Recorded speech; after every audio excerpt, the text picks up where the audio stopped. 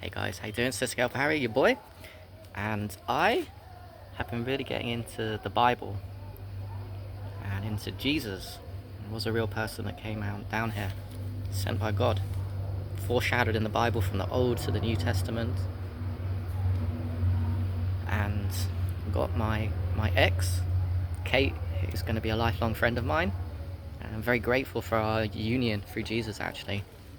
Very necessary relationship for me to become aware of certain serious blind spots that I've been having, stuck in here, not in here, bypassing, been through a lot of trauma, got a lot of work to do to get out of this, and process better and get my memory back, just loads of things. Anyway, I am now pretty much obsessed with the Bible and its codes and apologetics and the realities of Christ coming down here and the messages that are in it for us, because Jesus spoke a very deep message, more deeper than most will ever see. And one of my favorite passages, and I've been reading Matthew, Mark, Luke and John because they're the words of Jesus. I'm really focusing and tuning in on the New Testament, the words of Jesus, the New Testament, not the Old Testament. The Old Testament was for a certain time, then Jesus came down with a new message. And Matthew, Mark, Luke and John I've been reading so many times. And this is one of my favorite Brits. In Mark I'm going to read it from, but it's also in Matthew and John or Luke. So it's, the Bible, when it says things 3 times, it's very important. There's a special thing with number 3. I'm going to talk to you a lot about the Bible. Anyway, so the scribes, which is the first commandment more? This is in Matthew 12:28. Then one of the scribes came, and having heard them reasoning together, perceiving that he hadn't answered them well, asked him, which is the first commandment of all? He asked Jesus.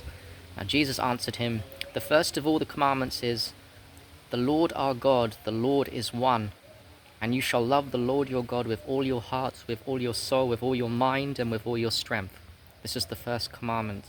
And the second, like it, is this: you shall love your neighbor as yourself. There is no other commandment greater than these.